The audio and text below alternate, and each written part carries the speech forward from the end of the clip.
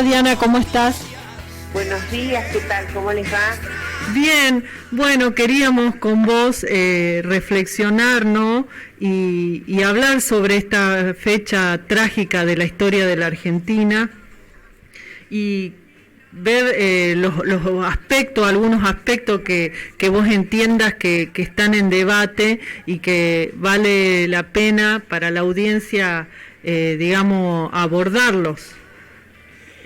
Sí, mira, la verdad es que en este momento tan difícil de la Argentina y del mundo, a mí me parece que es importante pensar que siempre la memoria colectiva y la memoria histórica se va construyendo sobre la base también de las necesidades del presente, es decir, que en cada presente uno resignifica, repiensa las cosas que ocurrieron en el pasado. Por eso cada año es de alguna manera igual y diferente para el 24 de marzo. Totalmente. Y este año la verdad es que tenemos muchísimos elementos que marcan como rupturas y continuidades, ¿no es cierto? Porque, por ejemplo, tenemos una situación en la Argentina que salimos de una pandemia terrible, en la que el efecto de incertidumbre era, de alguna manera, uno podría pensar que si tenía algún elemento histórico para poder comparar, podía tener que ver con la incertidumbre acerca de la existencia de los desaparecidos durante la dictadura.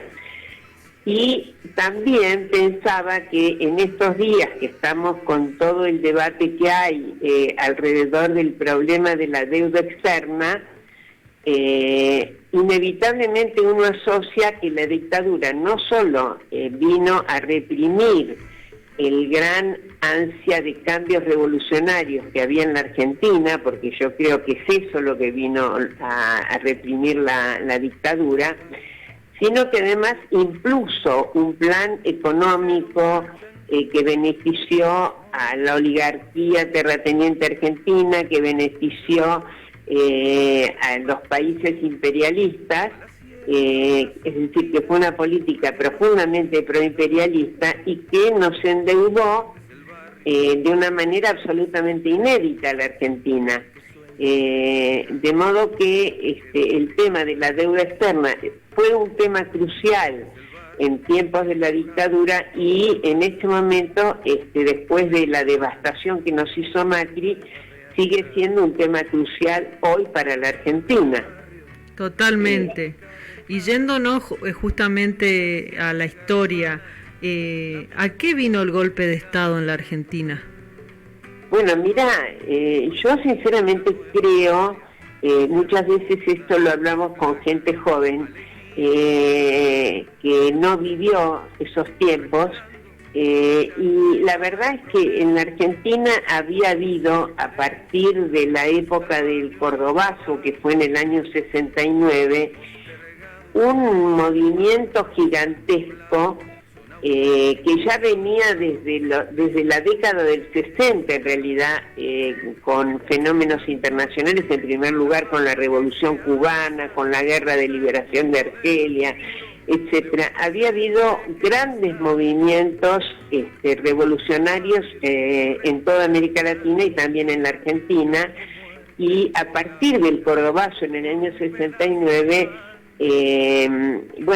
los trabajadores, el pueblo en general, los jóvenes, los estudiantes, estábamos profundamente comprometidos en producir cambios de fondo en nuestro país. Y yo creo que la dictadura, básicamente el golpe se dio para evitar ese auge, que uno lo puede llamar revolucionario, que había en esos tiempos, ¿no? Claro, ¿y cuáles fueron, no, las injerencias externas que apoyaron o que tuvieron que ver con este golpe de Estado? Bueno, vos sabés que ahora que deciste eso, justamente aprovecho para decirte, yo estoy muy, muy conmocionada por la invasión rusa en Ucrania. Por supuesto que creo que los países imperialistas se disputan a costa de los pueblos del mundo. Y en este momento Rusia, que ya no tiene ningún empacho en decir que no tiene nada que ver con el socialismo ni con Lenin, ha hecho una invasión en la que el pueblo ucraniano está resistiendo heroicamente, ¿no es cierto? Y entre los países imperialistas se disputan. Y la verdad que esta es otra asociación que uno puede hacer, porque en el golpe en la Argentina en particular hubo una incidencia muy importante. Primero se pusieron de acuerdo, aunque al mismo tiempo disputaban los países, las dos grandes potencias que en mi opinión lo que en esa época se llamaba Unión Soviética ya había dejado de ser socialista y se había transformado también en un país imperialista que disputaba con Estados Unidos. Ellos se unieron primero para dar el golpe en la Argentina, ambos sectores, pero la verdad es que los que fueron más hegemónicos en esa época fueron los sectores que nosotros llamábamos en esa época prosoviéticos, digamos, ¿no? Claro, es decir, como que hubo sectores acá en la Argentina que también trabajaron para un golpe, digamos, institucional. Trabajaron para un golpe institucional primero, y luego, como el golpe institucional no anduvo, que entre paréntesis, además no anduvo porque Isabel Perón se negó a renunciar, fueron al golpe abierto, y bueno, con las consecuencias que todos conocemos desde el punto de vista del trauma profundo que se produjo en nuestro país, con las desapariciones, asesinatos, miles de exiliados, bueno, todo lo que conocemos, aunque a mí siempre me parece muy importante recalcar, y sobre todo en estos tiempos también, la resistencia enorme que hubo a la dictadura en la Argentina, porque esa resistencia tuvo su expresión más pública y, si se quiere, de alguna manera estuvieron a la cabeza las madres de Plaza de Mayo. Pero además de eso hubo una cantidad de paros muy importantes, de paros obreros que expresaban la resistencia. Y además hubo miles y miles de solidaridades anónimas esa dictadura que, como ellos decían, no reconocía tiempos, porque estaba hasta que consiguiera transformar y dominarnos completamente. Bueno, finalmente la dictadura, después de varios años, tuvo que retirarse, quiso también ir a la guerra con Chile, y la resistencia del pueblo argentino también impidió la guerra con Chile, en fin.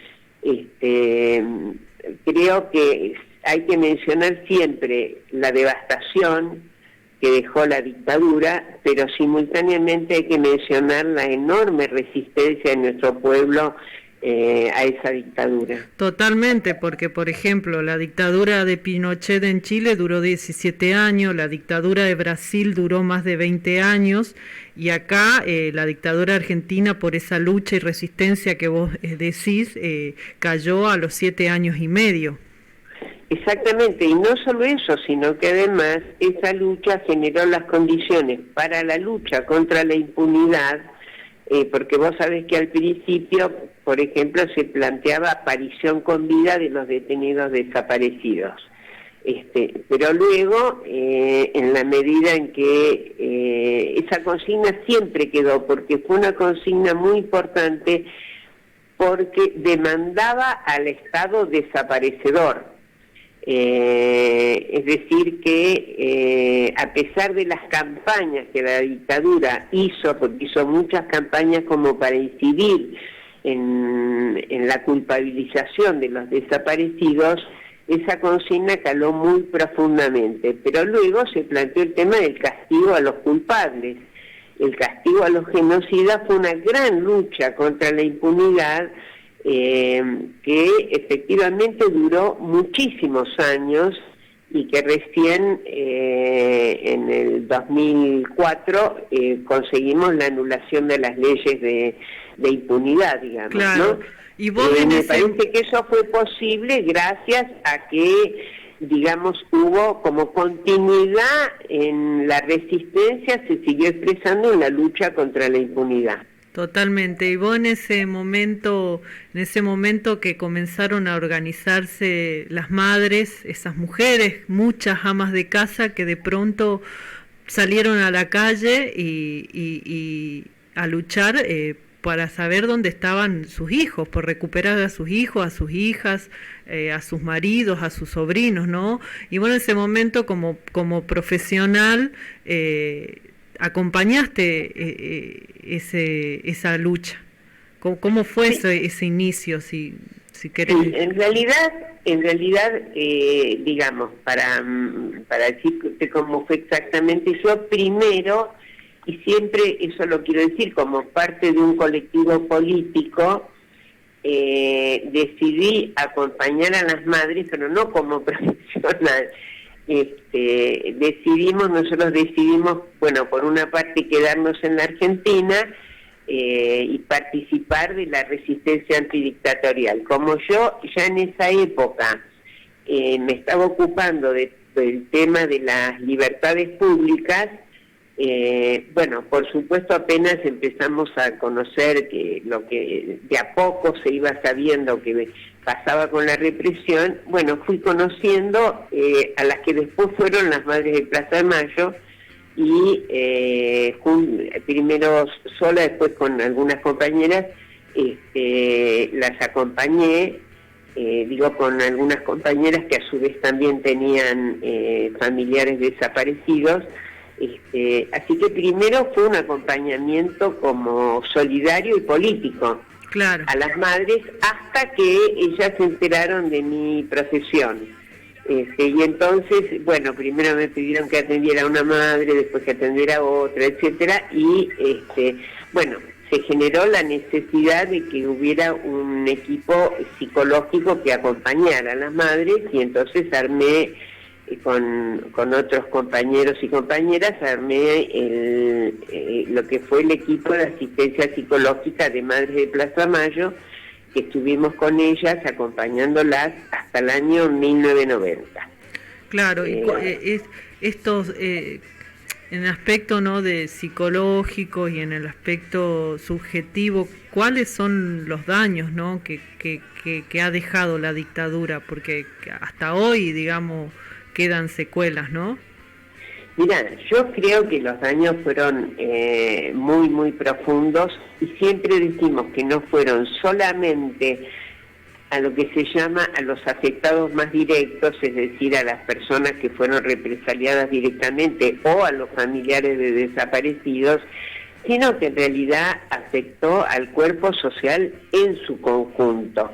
Efectivamente, primero, yo te decía antes que hubo como una gran campaña de ideas de parte de la dictadura, no es que hubo silencio, la dictadura hizo una campaña como para conseguir que el conjunto o la mayoría, por lo menos, de la población la apoyara, cosa que no consiguió, desde ya que no consiguió. Eso ya fue una primer derrota de la dictadura. Pero las lesiones fueron múltiples, porque pensamos que la desaparición de personas fue absolutamente inédita.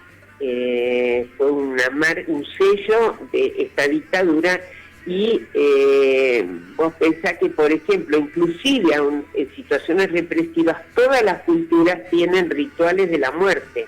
Claro. En cambio, acá el tema... voy a hacer un parangón con Antígona, porque acá el tema era que no teníamos, ni siquiera había un cuerpo del desaparecido para que se pudiera hacer el ritual que tenemos en todas las culturas con la muerte. Entonces, digamos que la afectación fue profundísima.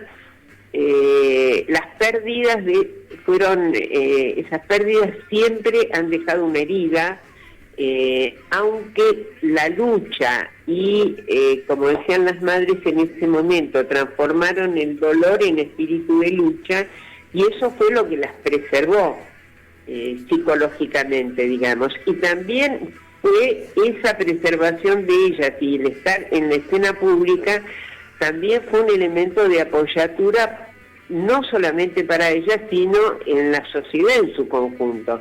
Generaron condiciones de resistencia muy importantes, pero eso no obvia que fue un traumatismo que dejó huellas profundísimas en todos. Desde el miedo a hablar, desde el tema de la imposición al silencio y lo que te queda cuando no podés hablar de lo que está ocurriendo, esos temas, o sea, es la pérdida más el hecho de que se haya culpabilizado y que se haya impuesto como un manto de silencio durante todo ese periodo.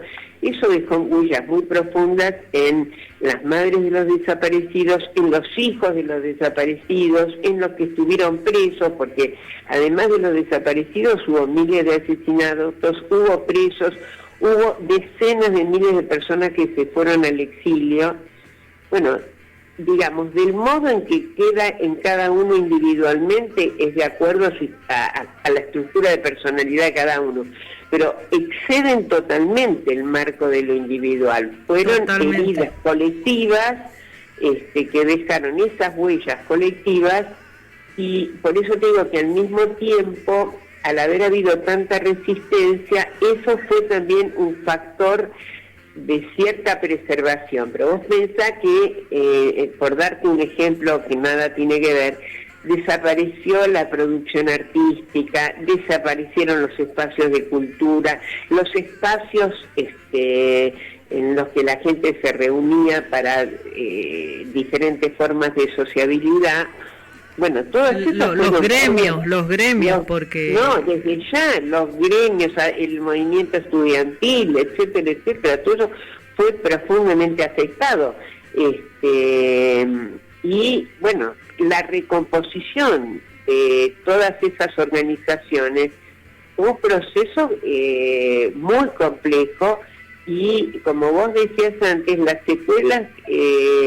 duraron años y años, ¿no es cierto? Porque también las hemos visto en los hijos de desaparecidos muy claramente. En fin, me parece que lo que sí ayudó precisamente fue que no quedó en silencio lo ocurrido. La Argentina fue un país en el que hubo mucha construcción de memoria. Totalmente. Siempre a través de la presencia en la escena pública. Claro.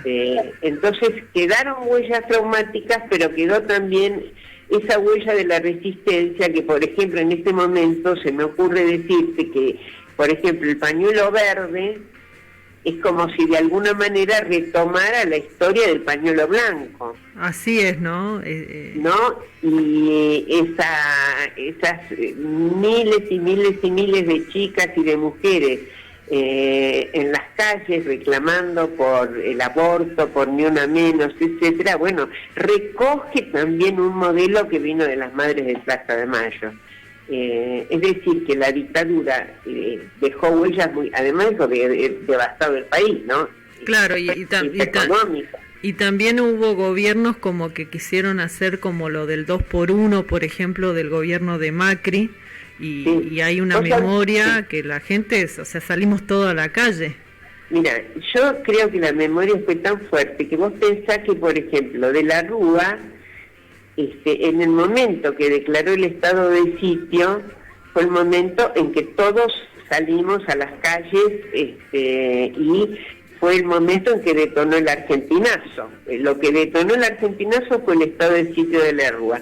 Y después, bueno, la catástrofe del gobierno de Macri, que en todos los planos efectivamente también quisieron imponer el 2x1 y les fue imposible, digamos. Claro. Vos sabés que yo pensaba que lo del nunca más, ¿no? Yo dije, nunca más va a haber golpe de Estado. Y el día que se declaró, ese 10 de noviembre, que se declaró el golpe de Estado en el país hermano de Bolivia. Me quedé muy impresionada y digo, es tremendo en pensar que nunca más va a suceder porque pasa y pasó en Bolivia. Y pasó, y porque las fuerzas de la derecha proimperialista, por decirlo rápidamente, son poderosas y por lo tanto requiere la unidad de nuestros pueblos para enfrentarlos y saber que hasta que no se dé vuelta verdaderamente la tortilla, el riesgo de los golpes va a estar presente en toda América Latina, como ocurre también en todo el mundo. No hay un garantizado nunca más. Lo que sí me parece en nuestro país ayuda es que hay tanta memoria colectiva construida que pasó esto, que cada vez que hay alguna medida que tiende a poner un manto de olvido, inmediatamente hay una respuesta popular y me parece que eso es lo que más preserva. Totalmente. Y en todos estos años de lucha, ¿qué avances hubo, Diana? Bueno, a mí me parece, mira, yo creo que avances hubo muchísimos, hubo el logro histórico que es el poder conseguir la anulación de las leyes de punto final y audiencia debida y la realización de los juicios a los genocidas. A mí me parece que ese es un logro histórico de nuestro pueblo,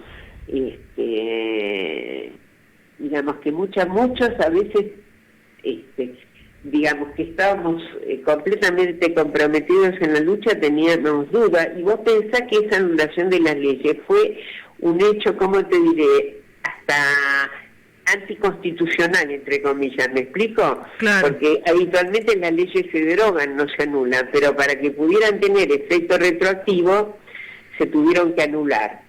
De modo tal de que fue un hecho político absolutamente trascendente que permitió que comenzaran los juicios. Entonces, de alguna manera, eso tiene un papel como de reparación simbólica. Las heridas están, las pérdidas están, pero hay en algún nivel alguna reparación simbólica y además es un demostrar que nosotros no vamos a dejar pasar, digamos, claro. ¿no es cierto? Como decir que el pueblo no pasarán, digamos, ¿no? ¿Y qué falta? ¿Y qué es lo que falta para acelerar esto? Mira, los juicios falta, digamos, que se den todos los recursos para los juicios, pero también quedan deudas, porque además de, como decimos ahora, la deuda con el pueblo, también con el pueblo es la deuda de que se terminen de abrir todos los archivos de la dictadura y que se publiquen los archivos de la dictadura, porque además eso permitiría, por ejemplo, conocer seguramente nombres de personas que fueron apropiadas y que todavía no se conoce para nada su destino. Claro, y en ese sentido, para la audiencia, ¿no? Si alguien sospecha que es hijo de detenido desaparecido o fue apropiado, ¿qué tendría que hacer? Mira, básicamente, digamos, Abuelas en general es un lugar de recepción muy importante, digamos, ¿no?, de las denuncias, pero si no pueden encontrar, si es en algún otro lugar que no sean Abuelas, bueno, hay que presentarse en el Ministerio de Justicia, en cualquier delegación del Ministerio de Justicia o en la Secretaría de Derechos Humanos nacional, o en las provincias, las delegaciones de la Secretaría de Derechos Humanos, y inmediatamente llevar la denuncia. Son los mecanismos más habituales que se utilizan, digamos, ¿no? Después hay algunas organizaciones de hijos que también toman las denuncias. En fin, si alguien tiene a cualquiera de esos espacios, es como el primer paso, porque después ya seguís el camino en el que se hace toda la investigación, ¿no es cierto? Claro, totalmente. Y vos formás parte de una organización de derechos humanos que es Liber Pueblo, y en ese sentido, digamos, está la impunidad de ayer, pero también está la impunidad y la represión de hoy.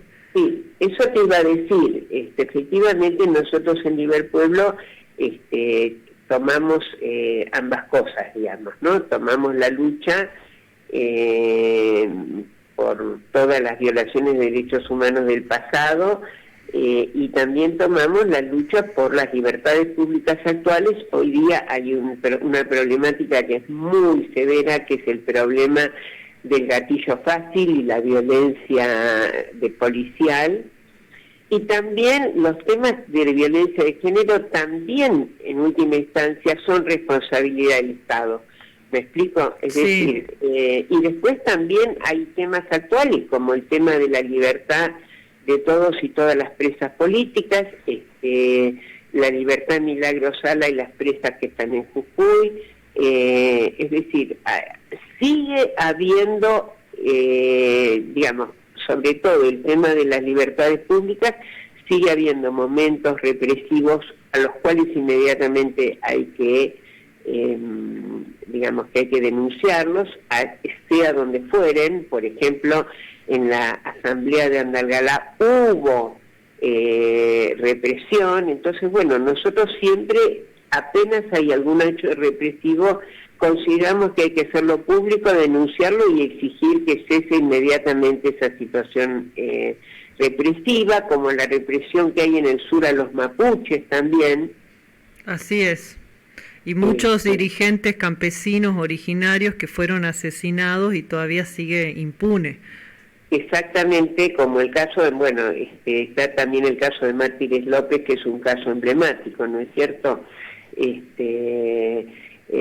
Pero bueno, todos estos temas son temas que nosotros desde Liber Pueblo denunciamos y tratamos de denunciar, y creemos que en este tema tiene que haber la más amplia unidad de todos los sectores populares,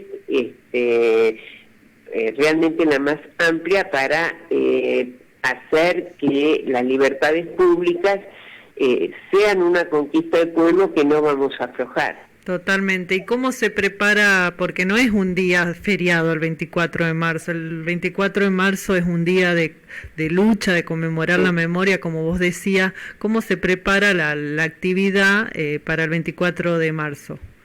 Mira, va a haber en todo el país, las condiciones son diferentes, digamos, y por lo tanto todas las plazas del país van a ser ocupadas, como vos decís, en esta jornada de lucha para el 24 de marzo. En la ciudad de Buenos Aires, bueno, hay históricamente dos marchas, una que organizan los llamados organismos históricos y otra que organiza el Encuentro Memoria Verde y Justicia.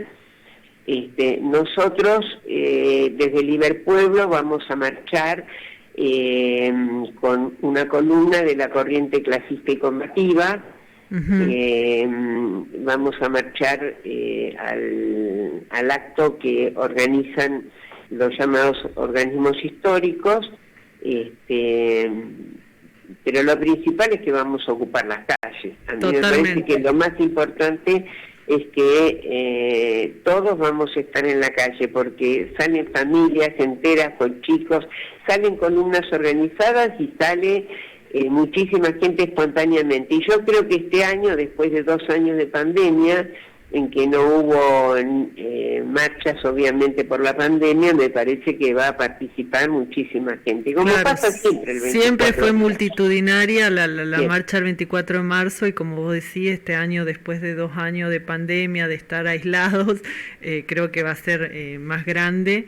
Y bueno, Diana, muchísimas gracias por todo este análisis y por abordar distintos aspectos a lo que hace esta fecha histórica de este hecho y trágico de la Argentina, y como vos decís, esa lucha de memoria, verdad y justicia, ¿no es cierto?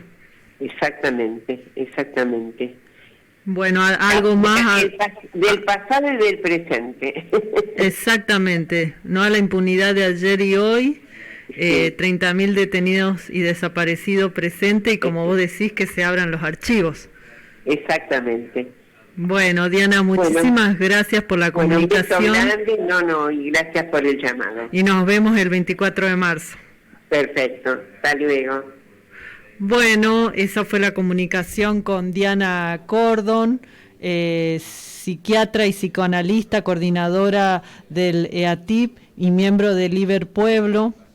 Es muy importante reflexionar y contar, ¿no?, la verdad sobre estos hechos, como este hecho histórico y trágico que ha sido el golpe de Estado del 1976 en la Argentina.